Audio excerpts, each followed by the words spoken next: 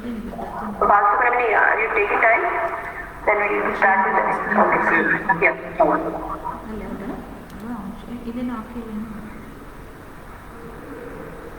Okay. Good morning to one and all. Yes. Good morning. Today I will be presenting smart hydroponics system using IoT submitted by Balasubramani A, Harita K, Kushal L and Harisha A K. Myself Kushal L.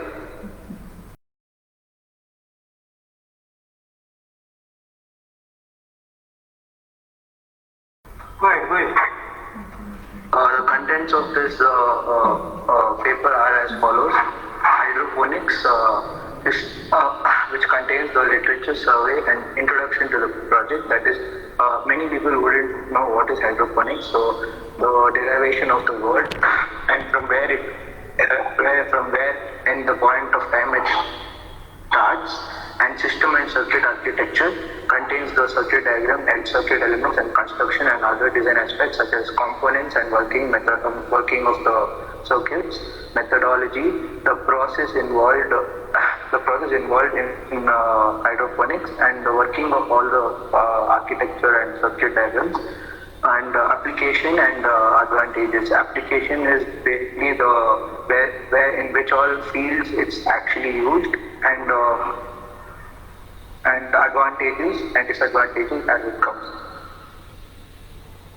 Hydroponics. Hydro is the meaning of water, and Greek word phonos means labor, and ix means water working. The timeline style goes as follows.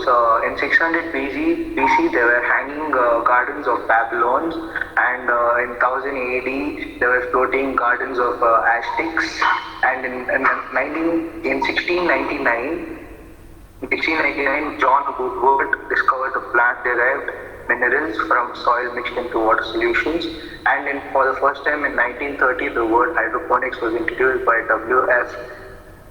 Jerick.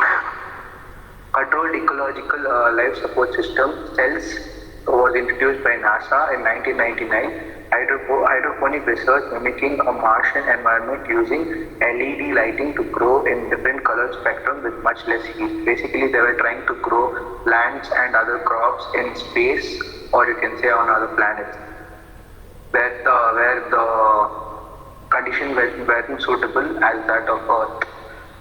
So in the next slide, you can all see some pictures of how the hydroponics works. You can see on one side they are growing cabbage, and on the other side they have grown tomatoes. All this is grown without the help of any soil present. Only minerals and nutrients present in the water flowing in the trays that are present below the plants or crops. So what does the growth of plants require? As we have learned, photosynthesis is the process of growth of plant or producing any fruit or anything. So the photosynthesis occurs with the presence of sunlight and chlorophyll inside the plant, which converts carbon dioxide and water into glucose and oxygen. The chemical equation of photosynthesis is presented below. That is 6 CO2, 6 parts of carbon dioxide and 6 parts of water gives you glucose and 6 parts of oxygen. And there is, as you can see, the last part mentions that there is no mention of soil anywhere there, and that's all the proof you need that plants can grow without it. What they do need is actually water and nutrients and minerals, which are both obtained easily from the soil. Why do we need hydroponics? Number one, yields. Yields, that is hydroponically grown plants dip their roots directly into nutrient-rich solutions. They get what they needed much more easily than plants growing in soil. That is, we give them more amount of nutrition and more amount of minerals than they get in the soil when they grow in soil. So they can obtain it easily without growing much roots and going deeper. Hydroponics in annual plants. Hydroponics plays a part for seasonal plants. Some seasonal plants can be grown artificially by mimicking the temperature and humidity of that particular seasons as calculated by the scientists, according to the scientists. And faster growth. Hydroponically growth plant growth rate is much higher than the normally grown one, as the nutrients and minerals are given by us, and it's more easily available, and the plants don't have to do much growth of the root in order to reach the minerals in the soil. Area. Because of hydroponics, the roots doesn't grow much, so the required area for a plant to grow reduces by a large amount. Therefore, the number of plants in the minimum area can be increased. Therefore, the crop's yield also increases. And the main thing, many pests are carried in soil. So the use of insecticide and pesticides also reduces a lot, and it increases the hygienic part of the plant or the crop, and reduces the chemical presence in the plants or the crops. The next slide, you can see how does hydroponics work. This is a basic diagram that shows a tray, a reservoir which contains water nutrients, and from the reservoir a pipe goes into the tray from in between, and you can see the pipes spreading along the tray to spread the water and the nutrients together.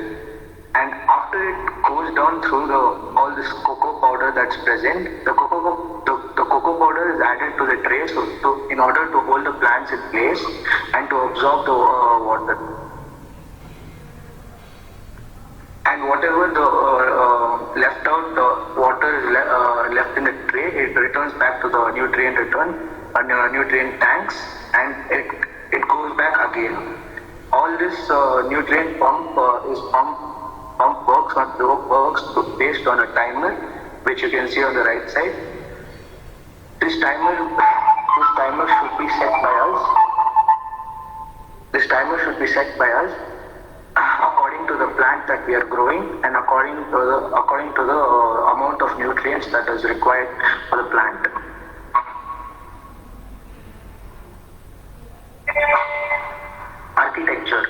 Architecture is basically we talk about the amount of light required, amount of temperature, and amount of humidity required for the plants to grow. So 40% of the light to provide sufficient amount of light for photosynthesis, adequate amount of light must be provided. That is 40% of light would be required. And the surrounding temperature for a seasonal plant must be taken into consideration for setting up the temperature. That is, if it's a seasonal plant, the particular season temperature. For example, if it's summer, the temperature would be high, and if it's a winter plant, the temperature would be considerably low. And if it's a spring plant, the spring or autumn plant, the temperature would be moderate. And humidity control. The moisture required for the roots must be regulated and monitored continuously. Humidity must be controlled continuously, because outside, when it rains, the soil becomes more moist, and the humidity is maintained throughout. So we also need to maintain the humidity around the roots, so that they are able to absorb the nutrients and minerals from the water. Nutrient film technique by Dr. Alan Cooper, 1960. The nutrient film technique, NFT, is a hydroponic growing technique where a small shallow stream of nutrient-rich water is recirculated over roots through a channel, gutter, or a tube. Light control. The first part that was mentioned in the last slide, that is architecture, the light control.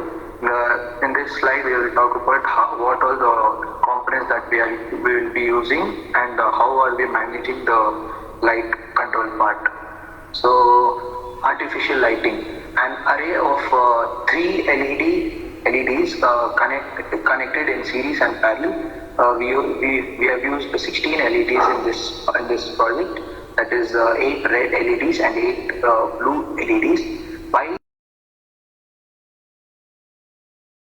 Why particularly red and blue LEDs is that trees and plants are green because of a green pigment called chlorophyll. This pigment absorbs the red and blue light the best and converts the light into energy that it uses for metabolism.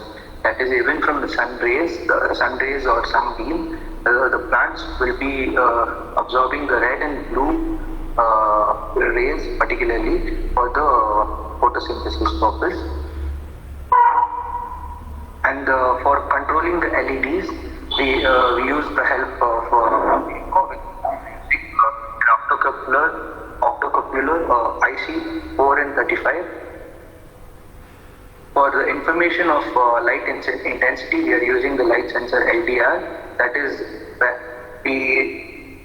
is according to the season or anything. We can decide how much photons are required for the plant by the octocoupler, and by help of LDR we can control the amount of photons that are delivered to the plant.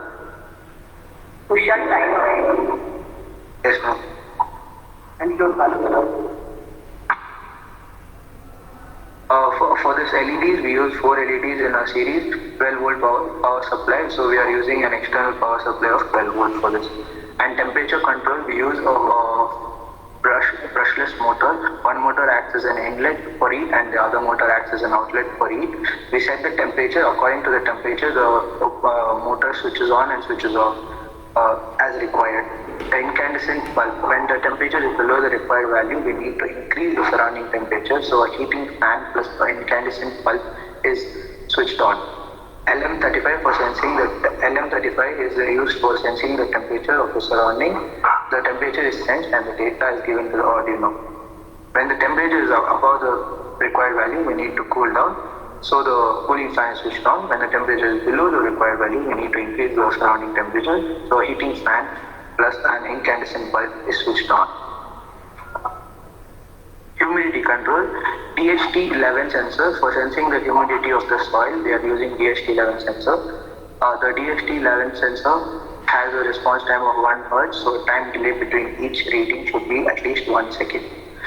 As I mentioned, the cocoa powder, better root growth results in better plant growth and higher yield. Cocoa peat increases the water holding capacity of the potting mix, even as it increases the porosity of the soil. Water pump, to increase the water content in the cocoa powder, we have connected to the water pump with a pipe and punched some holes in the pipe. Concept of dripping and irrigation.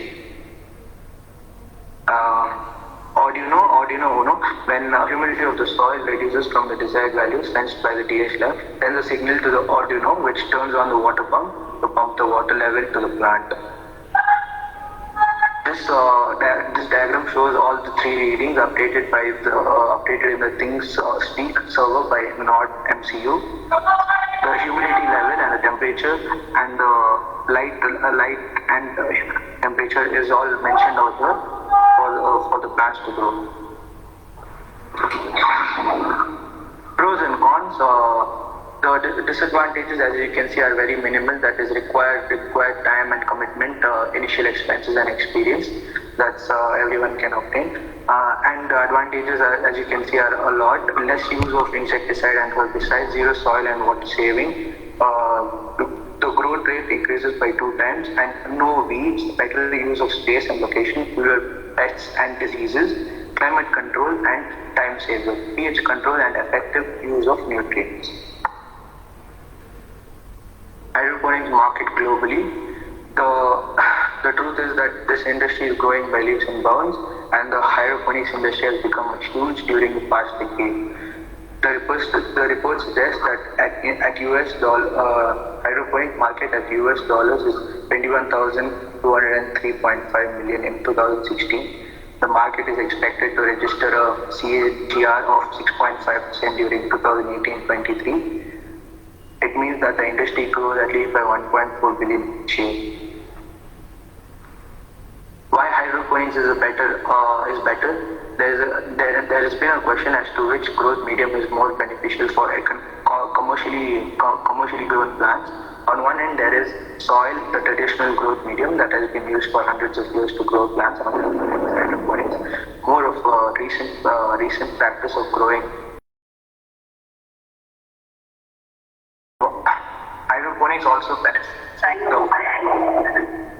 Okay, ma'am.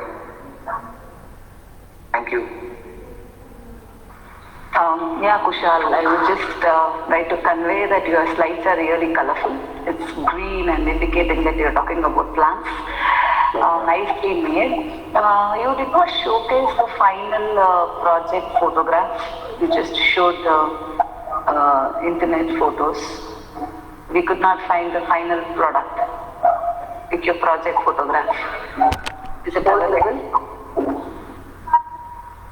Yes, ma'am. I'll just ask Bala to share it.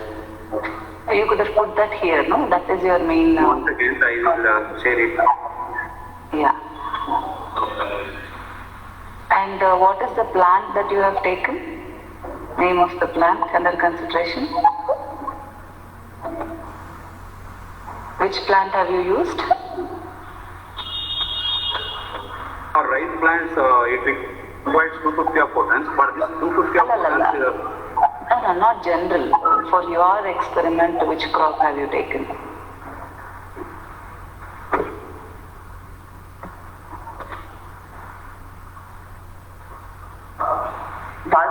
You try to experiment, right? ma'am. ಯಾವ crop ಅಲ್ಲಿ experiment ಮಾಡಿದ್ರಪ್ಪ? Rice. Rice ಮೇಲೆ ಮಾಡಿದ್ರಿ? Rice, okay. So what is the frequency of the LED that you have used? Light frequency? Colored LEDs you were showing, right? Something? ma'am. ಎಷ್ಟದು? Ma'am, 250 photons per second for rice. How did you measure that? 250 photons per second? Ma'am, for every crop there is an the particular table has been given. For that table we have measured and given. How did you measure? Ma'am, through LDR. Through LDR? So which device did you use? LDR, light dependent resistor. Correct appa. So ಅದಕ್ಕೆ ಯಾವ colour use ಮಾಡಿದ್ದೀರಾ? Red ಮತ್ತೆ blue ma'am. 3M. Tell me. Red blue. Red blue, did you add that or a single red is giving you whatever the required value? Yeah. Ma'am, mix. For example, 250 photons andre 150 of red and 100 of blue. Okay, can I see the photograph of the... And what did you infer, like before and after? So did you start from the scratch, growing the plant or growing the crop?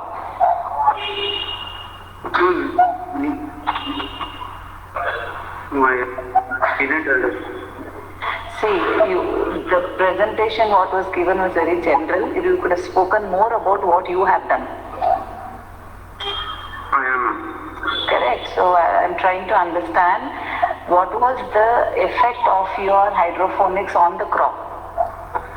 Ma'am, compared to other technologies, what we have implemented means through internet we can see what is the current update within a second. That we can monitor and fast growing. Instead of water, we have used coco pits, ma'am. Instead of? Instead of water, we have used coco pits. Okay, so... It will hold the water and gives it to the roots. So you could have prepared an analogy, you could have prepared a table telling, comparing with existing technology and your technology and how the growth of crop has differed and how the yield could be increased and etc. So next time do concentrate on what work you have done rather than introducing basic things because you get limited time, isn't it? In 10-15 minutes you should showcase your work. You should talk more about what you have done. The introduction should be 1 or 2 slides only. So your slide, I feel 90% was introduction, only 10% I had to search what work you had done. Okay? Okay, ma'am. Okay, Kushal and Balasubramani, all the best. If Meher ma'am has something, she can ask. No, it's okay, thank you. Thank you. Participants are kindly requested to do their presentation for on 7 minutes. Okay? On paper, like I will PSI to 314. Paper title is PLC-based automatic liquid filling system. And authors Meghna, Jyoti, Mohammed Abu Bakar, Abu Sufyan.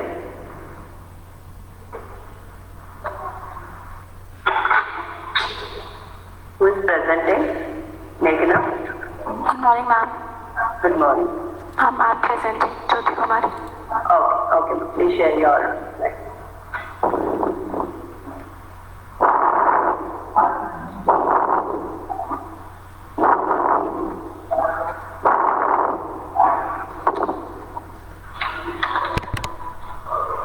Ma'am, is it visible? Yes, you can go ahead. F5.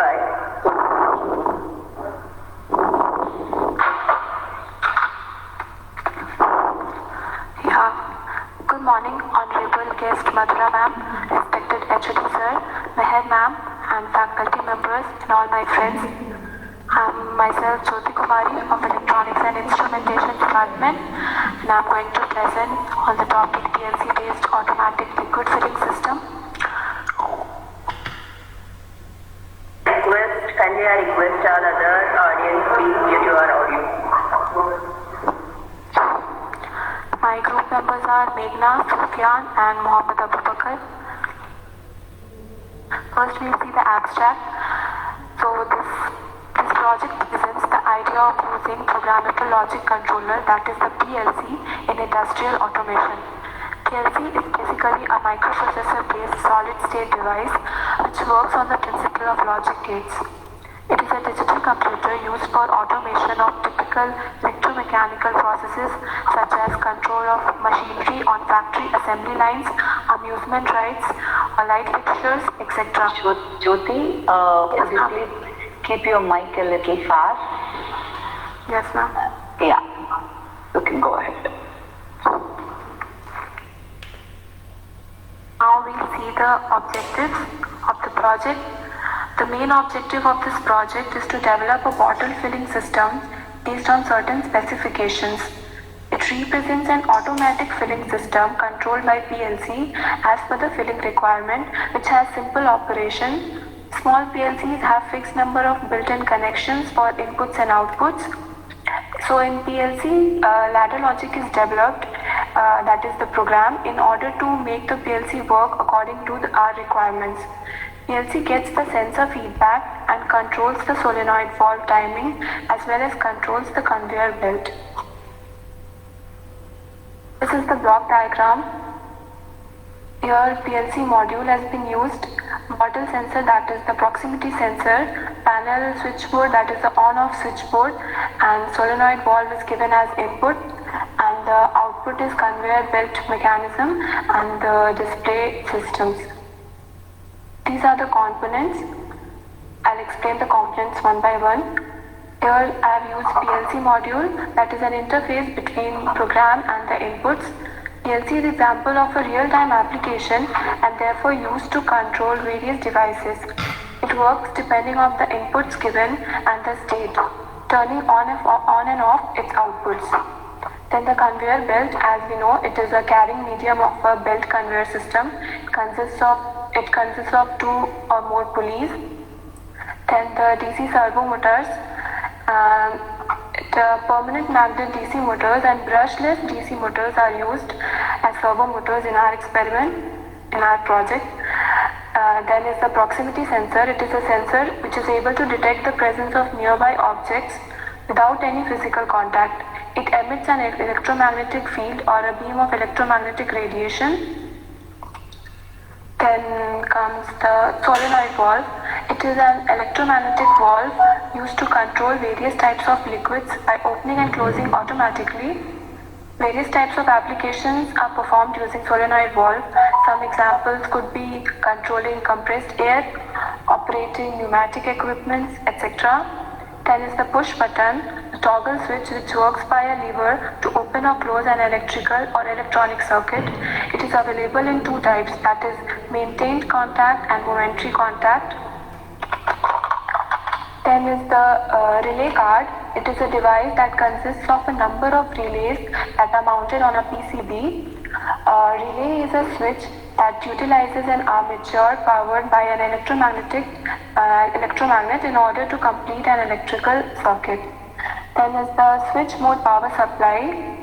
Like linear power supply, switch mode power supply is also used to convert the available unregulated AC or DC input to a regulated DC output voltage. However, in case of SMPS with input supply drawn from the AC mains, the input voltage is first rectified and filtered using capacitor at the rectified output. The regulated DC voltage across the capacitor is then fed to the high frequency DC converter, and then the switch employed is turned on and off using the high frequencies.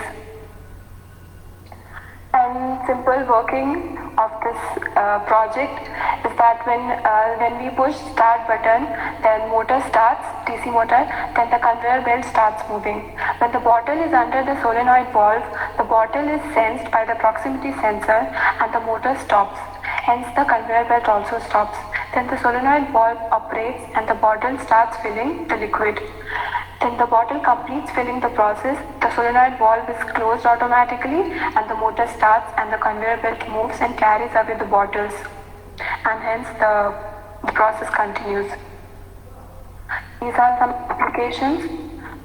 Packing of bottles in pharmaceutical industries, beverage bottles, medical bottles, milk industry, water bottles, etc. This is the start and stop button, and then is the conveyor belt and solenoid valve, and then is the conclusion.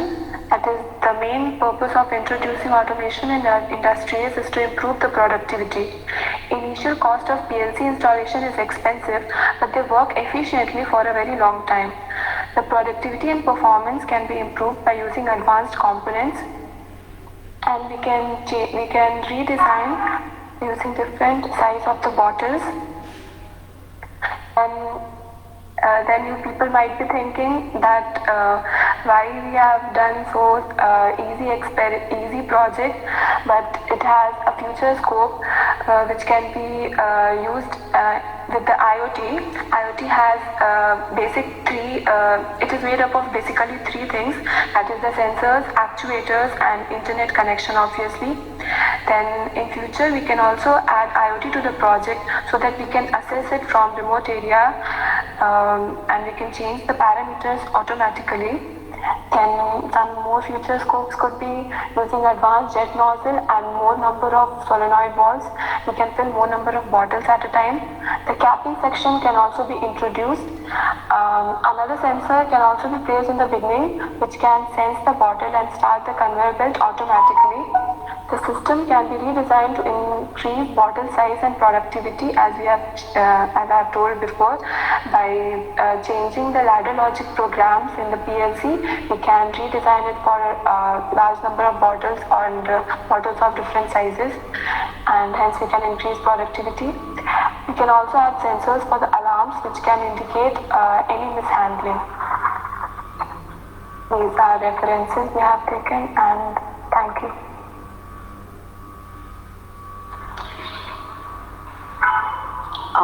Jyoti? Yes, ma'am. You have done anything on this? Have you conducted the experiment? No, ma'am. We have to do it. This will be our final year project to add IoT in it. What is the stage? Like, in which stage are you in? Have you started working on this? Ma'am, we'll start now because of Corona. We four up there are different places, but we are planning to use IoT in it. Why IoT? That is what was my question. Why do you require an IoT to fill the bottles, to get the liquid level? understand the liquid level. Why do you require an IoT? It's not like if we don't want to be physically present at there. No problem. It's already automated, all the examples and the applications, whatever you have said, it's already present, running fit and fine. Why IoT you want to introduce? Is there anything that you want the bottles to speak to you? No, ma'am. Then why you want IoT here?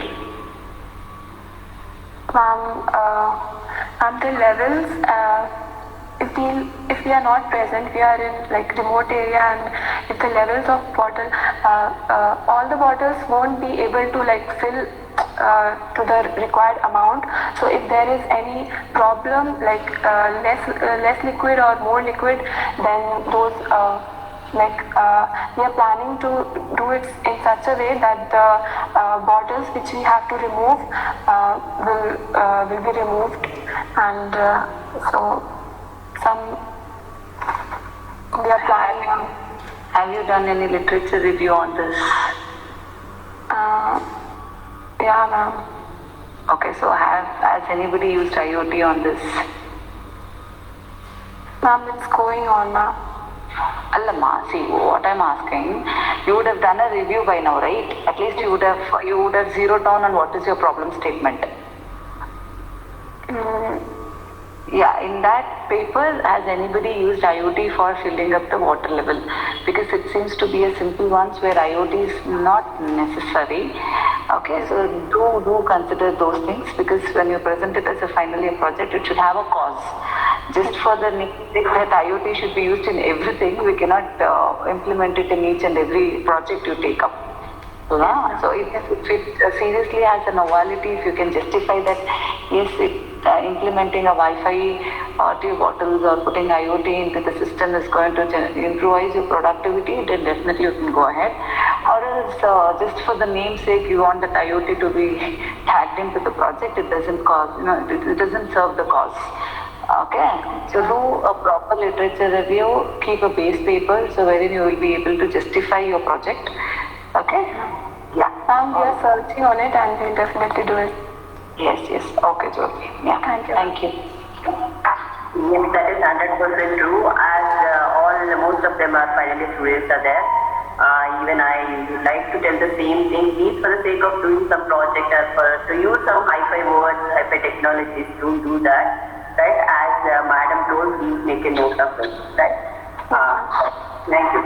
Thank you, ma'am. Thank you, ma'am. So the next paper ID is IC315, and the title is Unmanned Marine Robot Using Radar System. Authors Purushottam, Danish, Akash, and Akash M. Yes, ma'am. There. Yeah. Share your screen.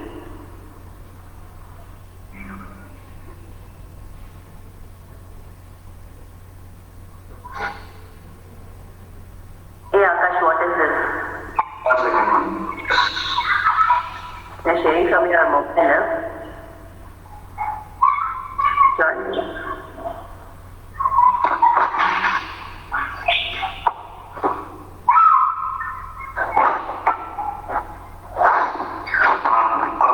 Ma'am, is it visible?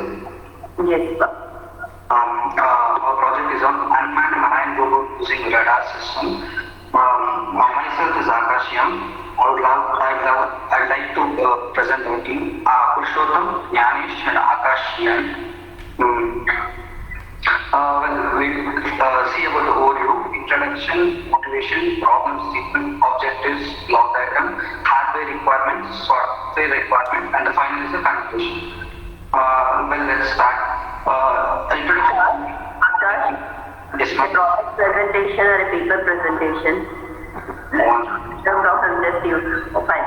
You go ahead with your system lock and please explain. Okay, explain and conclude. Please restrict your time to 7 minutes. Okay, ma'am. I'll just explain it. Okay, fine. The main objective is to monitor the enemy's movement at the marine boundaries, to clean the water from the fluid, plastics, and waste materials, to assist in reducing global warming, to test the water pH level and send the data to cloud using IoT for further analysis, The block diagram of the project is we have used an Arduino and two DC motors.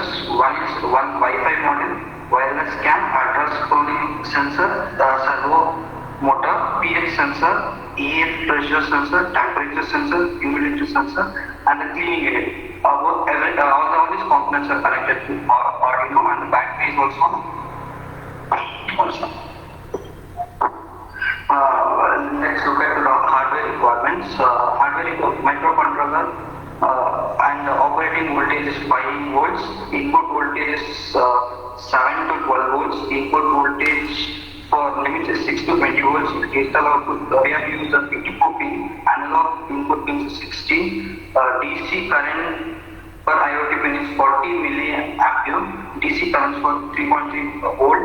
Pin is 50 milliampere, and the flash memory is 256 KB. And the different components we use is a pH meter, and the second is ultrasonic sensor, and how does it work? We are showing an image. And the next component is an air pressure sensor, and the Wi-Fi module.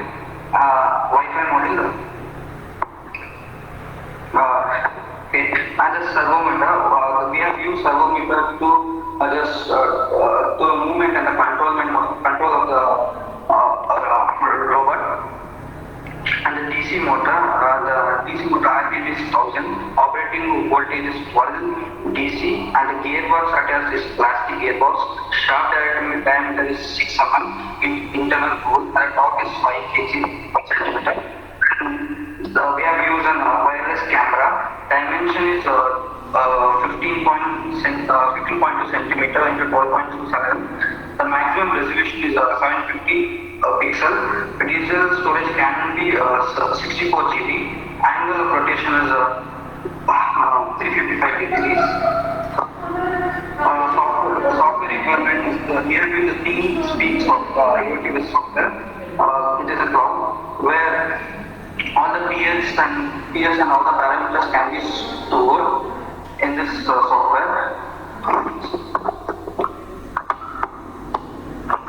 And in this team we can analyze all the chat values and how it works, and the PS meter and all the other parameters can be seen, can be continuously monitored.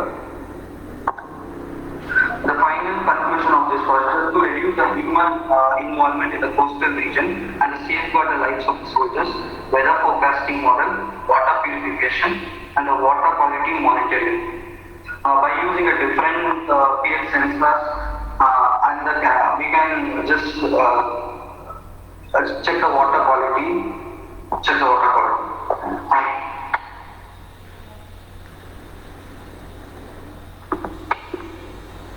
Hello? Okay. Can you go back to your third slide, Akash? Okay, ma'am, I'm going back. Yeah. Where you had the block diagram one. One second.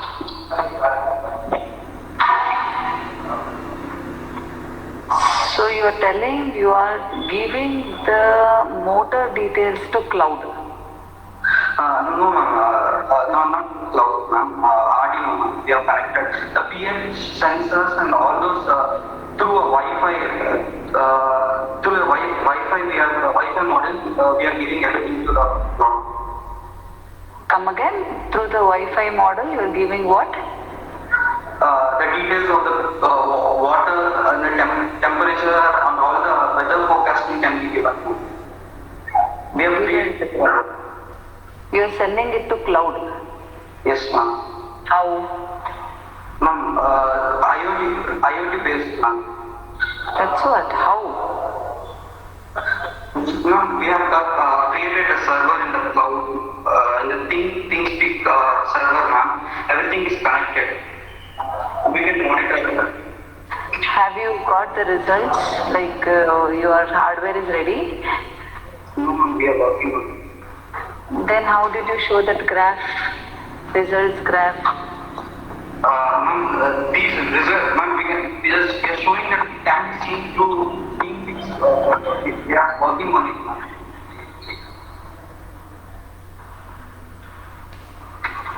Tell me, you're working on this. What stage is your project now? Well, still we are in a initial stage now. So what are the challenges you're facing? Main challenge is that we are making working. Once we have to use everything and keep working along. You have used Arduino Mega. Yes, ma'am. Why did you choose that board? Instead of Arduino, it is instead of we thought of using microprocessor or something, but Arduino is efficient for this, so we thought of using this Arduino only. How many pins has it got? Digital input is 54 pins now. How many? How many pins? You're not audible. Yeah. Digital input pins is 54 ma'am. What is the RAM size? I'm saying.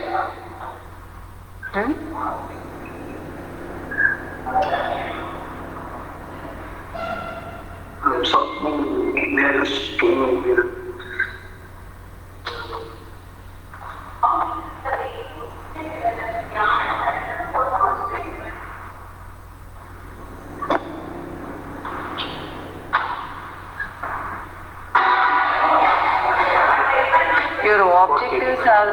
Your objectives are too big, Akash. You're a BE student, right? Yes, ma'am. You student. These many objectives you want to achieve. You want to clean the water. You want to monitor the enemies. You want to reduce global warming in a single project. You want to measure the pH level. This is very vast. You should take any one. Okay? So concentrate on one. If you try to do these many things, then you will mess up the project. Okay? So concentrate, identify which one is of your interest. Take any one problem. Okay? Don't go about taking motor 1, motor 2 and sensor 1, sensor 2, and it will be, you yourself can't monitor which sensor is giving which output. Okay? Okay, Akash, thank you. Okay.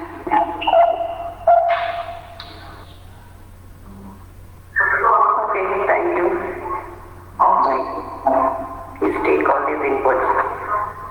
The next paper ID is DSIC 316, Power Electronics in Electric Vehicles and Electric Drive. Siddharth Vashist and Siddharth Nan. Yes, ma'am. Good afternoon. Good afternoon. I'll present it. Yes, Siddharth. Go ahead. Okay, 1 second.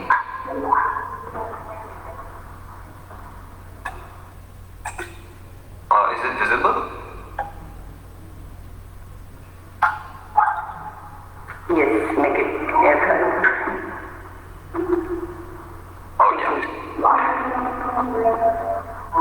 Yeah. Good afternoon, respected guests. Good afternoon, everyone. Good afternoon to the review paper that we had written was on power electronics and electric vehicles. Now, before we dive into the topic of electric vehicles and electric drives, I'd like to talk about what power electronics are for a brief moment. So, power electronics are devices that deal with the application of semiconductor devices for the control and conversion of electric power. And as you can imagine, this is very important in the application of electric vehicles, as many of them are charged at homes or in stations, and this requires conversion of power from AC to DC and other various forms, along with the power conversions that take place in the car itself. So that's why these power electronic devices have been playing an increasingly important role in the automobile industry. They enhance the output power capability and efficiency of electric power as compared to traditional gasoline powered cars and other automobiles. Now in this picture you can see the normal power electronic devices. Now, power electronic devices alone aren't that useful. That's why we need to design circuits which make them applicable in terms of actual usage. Now, the most commonly found power electronic circuit is a rectifier which converts AC to DC, and inverters which do the opposite, they convert DC to AC. And this is very important in electric cars, as I will show in the next slide, where I have a block diagram presented. The first examples of power electronic devices were the mercury arc valves, and this was invented in the early 1900s. And of course, as all technologies, it's been outdated as of now, and it's been replaced with modern semiconductor devices because conductors and insulators depending on the type of input you give. So this makes it really flexible. These are found also in many consumer electronic devices like TVs, computers, batteries, etc. Now coming on to the concept of power electronics in electric vehicles. Now in this diagram you can see highlighted in blue are all the power electronic devices, and you can see how much of it is actually used. Now all of these work in conjunction together to power the electric vehicle, and all of these are interconnected to each other using a CAN. A CAN is a computer automated network, and this has undergone rapid growth ever since the implementation of ECUs. ECUs are engine control units, and these were developed in the late to early 80s. And if you just go into your car and look, almost everything that uses power electronics, be it your steering system, be it your brakes, be it your powertrain, everything makes some use of power electronics.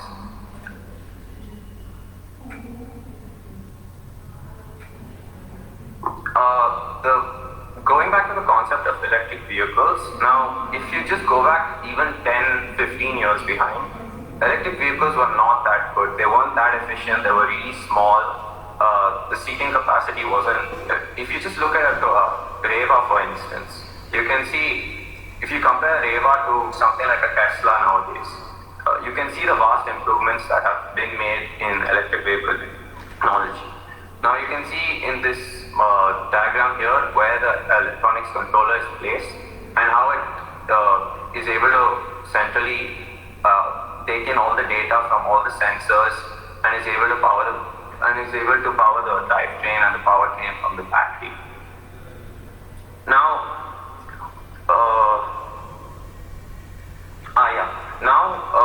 it's important to note why the electric vehicles are such electric vehicles are so important.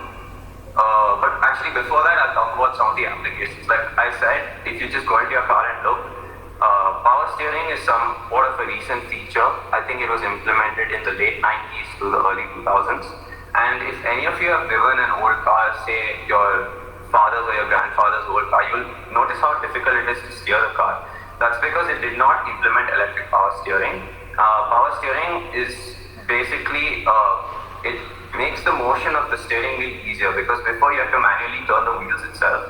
But with the implementation of hydraulics and electric components, we're able to make it much easier and much more stable when you turn. And it's also involved in the propulsion systems. As you can see in this diagram here, the batteries are the source of the power, and an inverter converts this power and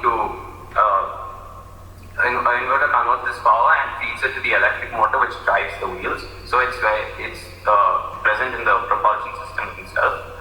Braking systems also make use of this, as if you have ever noticed in your car, there's this thing called an ESC which prevents your car from skidding. So what it does is it automatically turns on the brakes if it notices that your car is skidding. So it's very important for safety features as well. Now moving on to the shortcomings, because with everything there's always a flip side, there's always a negative impact. Even though electric vehicles and electric powered automobiles are shown to be much more efficient in the long term, they tend to be of limited range. I think Tesla have these things called long range batteries which go up to around 300 miles. And that that's only recently. Initially, it was pretty hard as most of them went up to only 100 miles, and this made going on long road trips, or say if you wanted to even implement them into large-scale vehicles like lorries for transportation and all, this wouldn't be feasible, as it would be much easier to just go to a normal gasoline-powered one. Improvements made to this range may affect performance.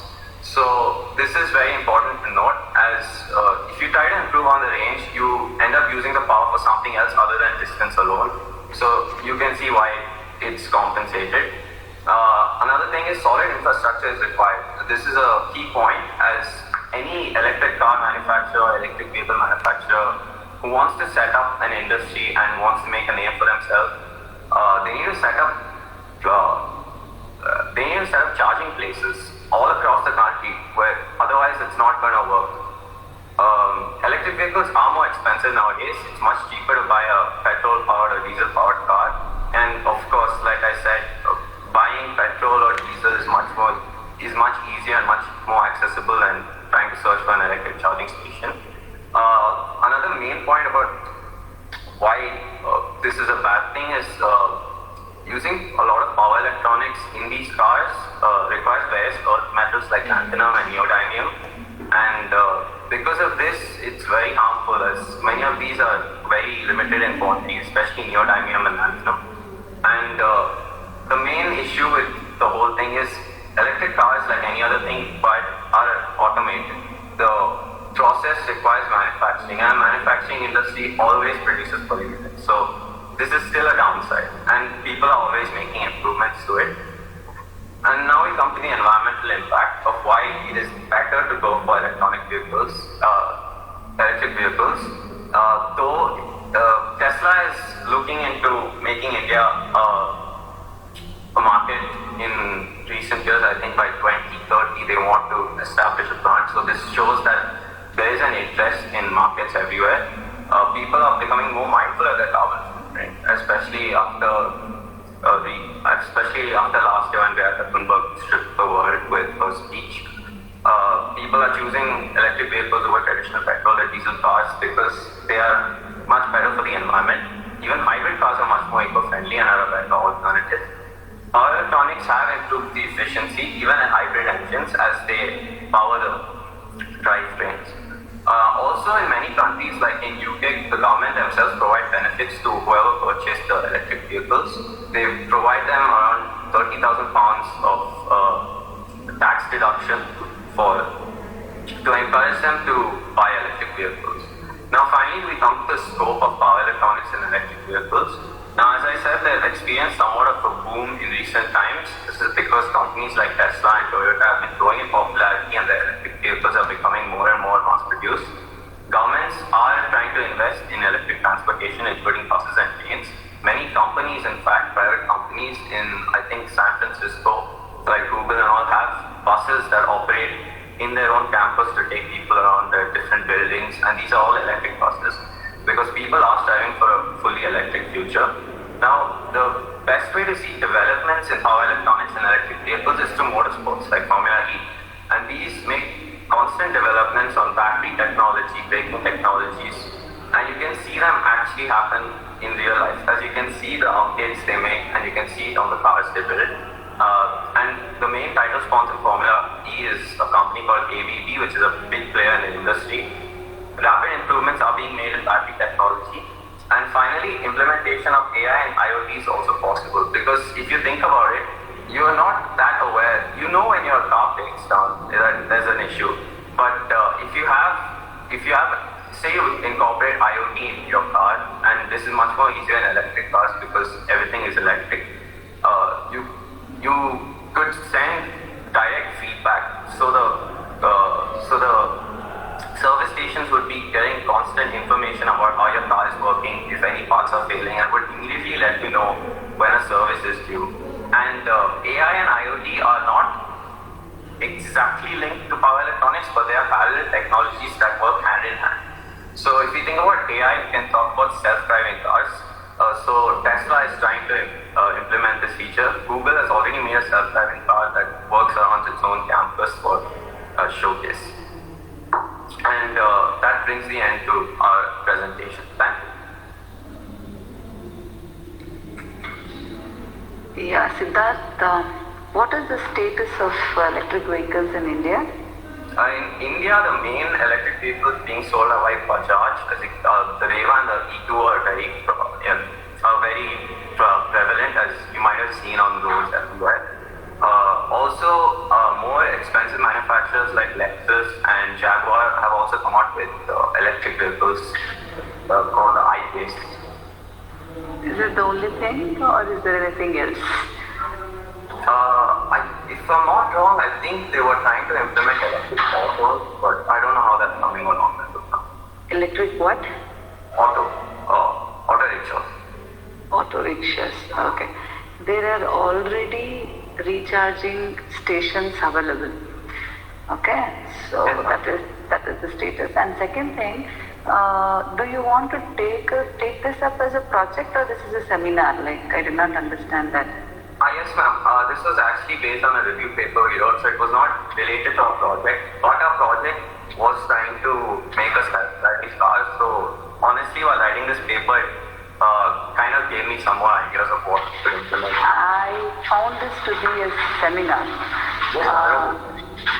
Generally, what happens if you are presenting something in a conference, it should be a review paper. If it is a review paper, you should take out the technical concepts. This was more of a general thing. Nothing was technical. You did not explain what the scientists or the researchers have found out lately and what are they up to and what are the problems that they are facing. It should be more of technical, wherein you cite few of the papers, you show few of the references. That would be apt for a conference like this, not a seminar, I feel. Okay. So it would be better if you could do that in the upcoming, if you are attending any conference. Even though if it is a reference or if it is a review paper, all you need to do is pull out few of the papers and just cite them. You just tell them that in this paper this person has done this, and in next paper you just compare the results or just showcase on the technical part. Okay? Because you will all be called engineers shortly, right? So people will look into more of technical part. Whatever you told, even a BCom, BSc guy, if you tell him, he can just give a presentation just like that without understanding the concept. Alva, the 4 years of hard work what you have done can be showcased as more understanding of technical things. Okay? Yes, ma'am. Okay, Siddharth. All the best. Thank you. Yeah. Yes, it is extensive information you've given, but as ma'am was telling, so you just told about power electronics involved in electric vehicles. Instead of that, you would have taken electric vehicles because now automation is moving. Should explain more, elaborated more on that electric vehicles and what is the technology involved. That would have been better for these kind of conferences, right? So rather than involving the power electronics, of course. So that's just from my side. Fine, okay, thank you. Thank you. Thank you. The next paper ID is IC317 and the paper title was ultrasonic radar engine and the setting using the audio and processing software. Authors are Bharat Kumar, Rajiv, Vishruta and Sachin. Bharat, are you there? Yes, ma'am. He's here. Was presenting? Me, Bharat. Okay. Please keep all those things in mind because most of you are from final year and of course you will be doing a project. So please keep in your mind and take the project, not simply for the sake of doing it, don't do that project, okay? Yeah, you can start, Bharat. Okay, ma'am. Good afternoon, everyone. Firstly, I would like to thank respected head of the department, Dr. Rajshekar sir, and other respected faculties, and my teammates to give this opportunity to start the paper presentation. And myself, Bharat Kumar says, I belong to Dayanand Sagar College of Engineering, pursuing the final year engineering in the electronics and instrumentation. Here I am presenting the paper presentation on the ultrasonic radar ranging and detecting using the Arduino and the process software with my teammates Rajiv, Vishruta and Sachin. This project is designed to give the understanding and the implementation of the modern technology of the radar application using the Arduino and the process software application, and it is determine the presence of an object. The project overview. This project is more of an visualization than circuit implementation. In this, there are different hardware such as Arduino, ultrasonic sensor and servo motors is used. The main aspect of the visualization through the process software, which is a third-party software which has an open source application. The Arduino is an open source platform and it consists of an physical programmable circuit board. The software is known as Integrated Development Environment, which is IDE, and it is also known as Sketches. The program is written in the C program and it also can be written in C++. The process software will receive the information from the sensor with the help of the Arduino and gives the output of the distance and range of the object, which is displayed and on the monitor and which is also recorded. The block diagram is as seen in the slide. We have used the Arduino and servo motor and the ultrasonic sensor and the PC, the personal computer, which is for the visualization and for the record of the distance measured. And the circuit diagram is done as in slide. The components, as I said before, the Arduino, ultrasonic sensor, servo motors and jumper wires and PC we have used. The working principle of our project is, as we know that the ultrasonic sensor emits the short and the long frequency of the sound pulses at the regular interval. When the pulses strikes an object and it reflects back as an echo signal to the sensor, which computes the distance of the target based on the time taken, the transmitting and the receiving of the echo signal. The ultrasonic sensors are excellent at suppressing the background interference, and also it can be used in the transparent materials or the thin foils. Virtually, it reflects the sound can be detected.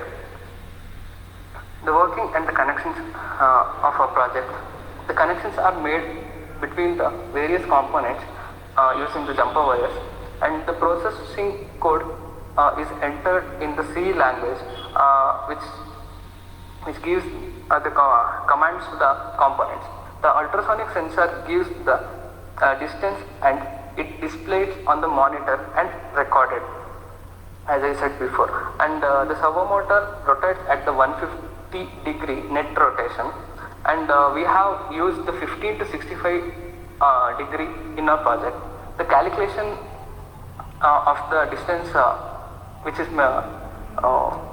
measured by the ultrasonic sensor, the distance, the target from the distance 20 millimeter to the 4 meter, which the ultrasonic sensor, the range.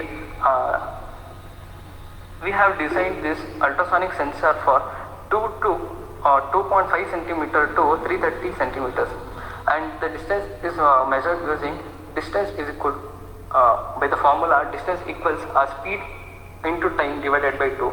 The speed of the sound at the sea level is 343 meter per second, and the distance is calculated by dividing the distance into the time taken. So the advantages of our project is it has a high frequency and the high sensitivity.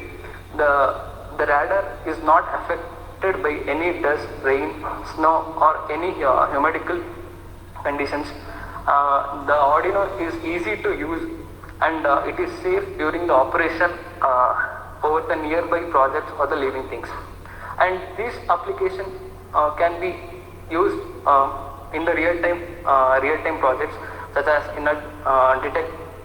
detecting obstacles which is approaching towards it, and to check the diameters of any materials, and distance measurement in the surface and also in the sea and this application is nowadays mainly using in the automated cars and driverless cars, and some ultrasonic sensor and use it in the parking sensors to indicate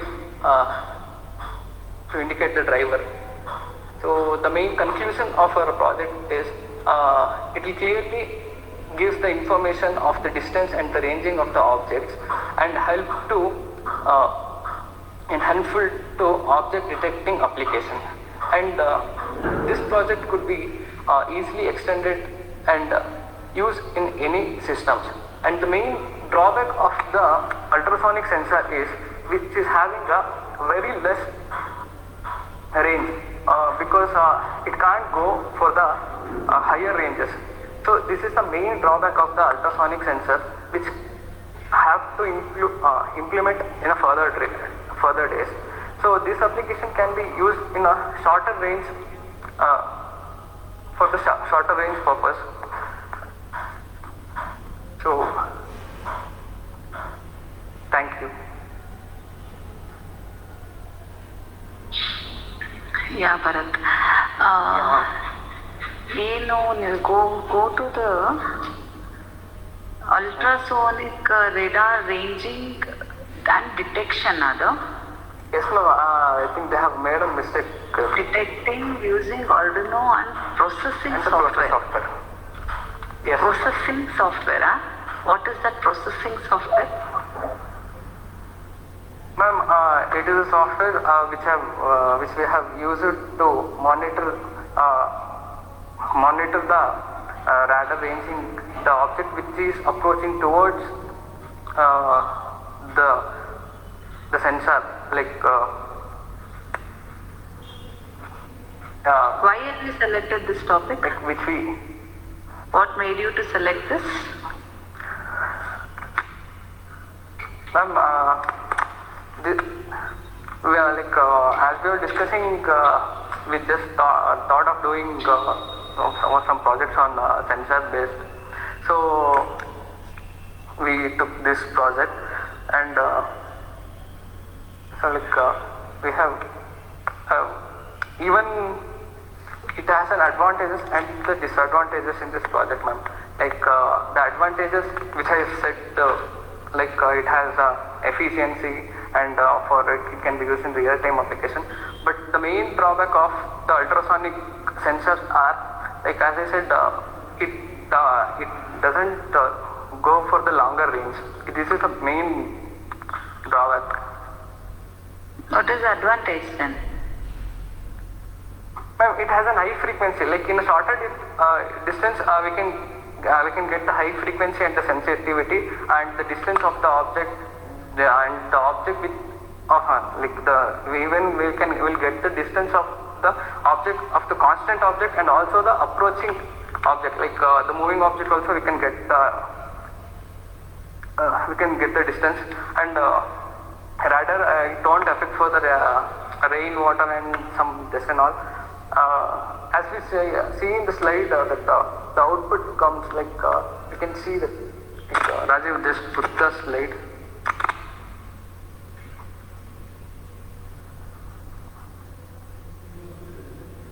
Rajiv. Yeah, we can see that output images. In the first image we can see the workspace of the radar. So the green color lines is the scanning, it is detecting the object. The red color which is showing is then detected lines. So every single line is an angle, as I said, 15 degree to 165 degree we have programmed them. So in that area, if any obstacle approaches, it will give the information and it will give the measurement of the object or the obstacle. So you want to use this as a final year project? No, I'm for particular this only we have designed this. We have Not designed. You have just told about it. Sorry. Yeah, we just. Sorry. So you can't a mini project actually. They did it in the last year, I guess, right, Bharat? They showcased it. Yes, ma'am. Like before the lockdown, we had a competition in our department only. We had given this project, ma'am, presentation. ನೀವು ಮಾಡಿದ್ರೆ then you should showcase it with full confidence and all the output what you have got should be shown here, no? Instead of taking it from Google. Ma'am, we have the model also, ma'am, of this project. Then that is what you should show here. As soon as we see, we feel that it is just like a seminar, you are presenting somebody else's work. So whenever you are presenting, you should showcase the work, what you have done, show the block diagram of what you have executed, and put on few of the pictures of your hardware and result those tabular column alla tosi. The way you present also matters, alva? Yes, ma'am. Yes, ma'am. Ma'am, you are really good, David.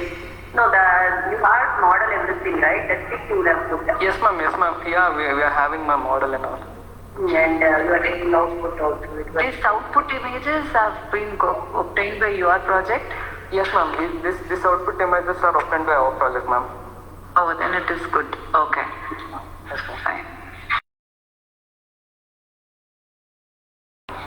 Thank you. Okay, Bharat, good luck. Yeah, thanks, ma'am.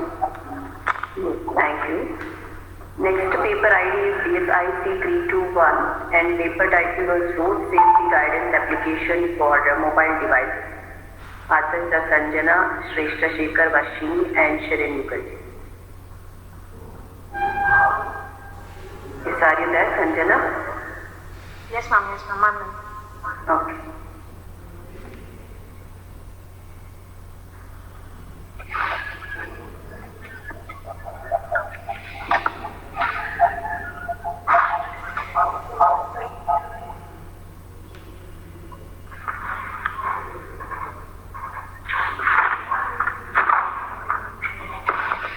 Good morning to one and all present here. I am Shrestha Shekhar from Electronics and Instrumentation Department. I would like to thank our respected HOD sir and faculties for providing us with a platform like this international conference to present in. My teammates and I are here to discuss our team's idea on the topic Road Safety Guidance Application App for mobile devices and how it can be made efficient. Road transport is the most common and reliable mode of transport for daily travel. The number of vehicles on road are a clear indication to how convenient road transportation is for the mankind. The number of vehicles on roads have increased drastically, but the conditions of the road still are yet to develop. Due to roadblocks, road renovation and other unplanned activities on road causes great difficulty to the traveler as they are unaware of these mishaps. With a lot of people relying on this mode of transport, it becomes necessary to ensure that the travel is convenient and safe. So with the proposed app, we intend to provide travelers with the information about the traffic load analysis and also assist the drivers on the traffic information, mainly roadworks and incidents, to help them better plan their daily journeys across the city. The app is also dedicated to make the driver's journey as safe and reliable as possible. Where delays occur, app wants to make sure that you can access the information quickly and easily. Also, with the app, we provide assistance to the users by helping them with other miscellaneous works, which we will be discussing further. As you can see here, these are the usual mishaps that occur on the road while we are traveling daily. So we, with this app, aim to cut down on all these mishaps and make our travel much more efficient and convenient. So the objective of our proposed app is that we will combine. The major motivation is to combine mobile application with traffic load analysis and develop an application that is compatible with both Android operating operating system and as well as the iOS, which assists in giving users an access to traffic information, mainly roadworks and incidents, to help them better plan their daily journeys across the city. And also the second objective is, in case of an emergency like accidents, the app will sense the mishap and inform all the emergency contacts on the phone and also to the nearby healthcare services. The app also aims to assist the traveler by providing information about the nearby mechanic and petrol pump and get help by booking for services through the app. So next we will be talking about the working.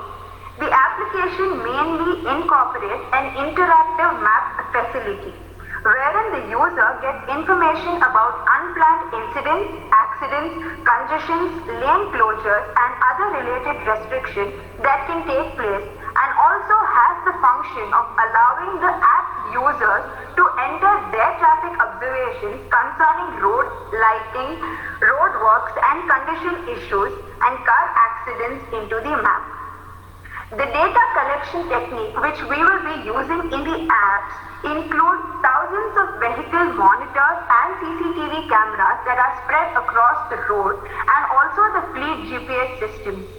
The data collected through these techniques helps the user to understand the traffic flow in that particular area in which he or she wishes to travel. With the help of interactive map facility, the user can provide information about any roadblocks or other unplanned incidents on road on the app, so that the other users are notified about it. So this way, it is a very interactive thing. All of the road blocks and all can't be tagged through the GPS system immediately or efficiently. So with this interactive map facility, one of the user who comes across any of the difficulties on the road can immediately notify the other app users about the difficulties in that particular location. So the others are notified about it and can avoid that difficulty in their journey. The sensing components which we plan on using include accelerometers, microphones, GSM radio, and GPS sensors in the phones. They are basically utilized to detect bumps, potholes, braking, and honking scenarios. With the help of these, the app can monitor the speed and movement to detect road crashes and thus accordingly inform the emergency contacts stored on the phone, and also to nearby healthcare services based on the location detected by the app. The app also provides a facilities for the users to access nearest petrol pumps and mechanics to provide them with the necessary assistance. Usually when we are planning for a long drive or a ride, we happen to come across situations where there is a sudden car breakdown and we are in need of a mechanic, but we are not able to find help immediately. Through this app, you will easily get to know the information about the nearest mechanic, and you can easily book for a service, and they are here to help you. Also with this, we can also plan on providing more employment services to like the opportunities for employment to the other lower strata society members. So depending upon the location of the user, the app recommends the nearest petrol pumps and mechanics for the help to the user. So this is basically the client server architecture.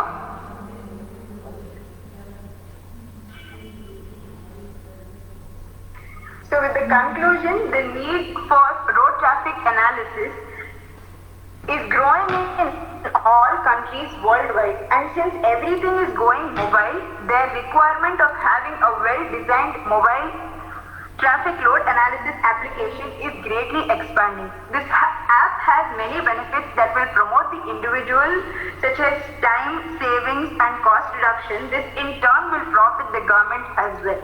Ultimately, this app is done to allow users to plan their trips efficiently and eliminate the need of facing surprises due to traffic unplanned conditions. Thank you so much. Yeah, Sanjana, so are you planning to develop an app like this? Yes, ma'am, and I'm Shrestha. You're not Sanjana. No, I'm Shrestha. Okay, no problem. So, are you planning to come up with an app? Yes, ma'am.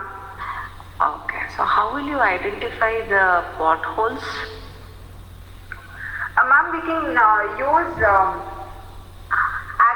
accelerometer in the sensing this thing, and also image processing technique, wherein we can capture the image and accordingly get the... How will you capture the image? We can use these sensors on the vehicles, ma'am.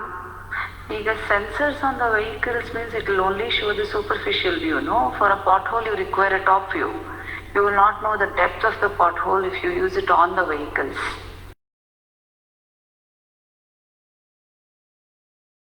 We can also use, otherwise also, we have this normal GPS system which is available to everybody, right? Like it's an open source. So in using that, we can also install various cameras around and accordingly provide the information on the GPS itself and thus access the... No. You cannot do that. Anyways, it was a very vast one as I could observe. You have simply taken it from some point and you are just presenting. See, all I expect from a final year students are that you just zero down on a particular problem. Here you are telling the technician will be called and the road potholes will be identified and the accidents will be controlled. So many things you cannot do it in a short term, correct? So you should identify any one of these and develop an app that can assist only that, isn't it? So do concentrate on any small problem and work on a small problem, you will get better results and you can achieve the target as well. Instead of vaguely speaking on very many things, that would yield you a better result, okay? Okay, ma'am. Yeah, okay, ma'am. Thank you. Thank you, ma'am. Okay, so... Yeah, if your object is clear, okay, then stick on to that problem. Then definitely you'll get a good result. Yes, ma'am. Sure, ma'am. Okay, ma'am, all the best. Yeah, thank you all. I think we have arrived at the end of the session. Yes, no more paper. Yeah, it's time to announce the best paper art. Give me 2 minutes, just will get back.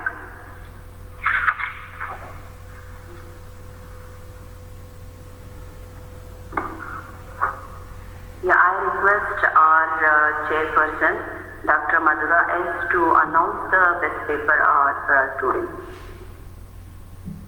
Yes, madam, over to you. Yeah. From all the 6 of them, what I could observe was the smart hydroponic system using IoT and ultrasonic radar ranging and detection. There was a tough fight between them. When we talk about the particulars, like the presentation was good for hydroponics, the slides were really very good. And the novelty was also there. Communication was better. And the outcomes, there was a little glitch in the outcome where they could not showcase it properly, nevertheless. But when it comes to ultrasonic radar ranging, I felt it was a tough concept what they have taken. Okay, so little communication need to be improved on them. So overall, I feel, it would go to ultrasonic radar ranging and detection itself, given by Bharat. Okay? Yeah. Thank you. So the paper ID is IC317 and title was Ultrasonic Radar Ranging and Detection using Arduino and processing software by Bharat Kumar, Rajiv and Vishruta and Sachin. They got a congratulations. Congrats. Okay. Yeah, thank you all. Thank you so much for accepting our invitation and being a part of our conference as a chairperson for paper presentation session. Thank you so much. On behalf of Organizing Committee and International Conference, RTE CIMP 2020, and especially from our Department of Electronics and Instrumentation in PhD. Thank you. Yeah, Thank you so much. Thank you, students. Have a nice day. Thank you, ma'am. Thank you. Thank you. Bye. Thank you all. We will join back at 2:30 for the afternoon session.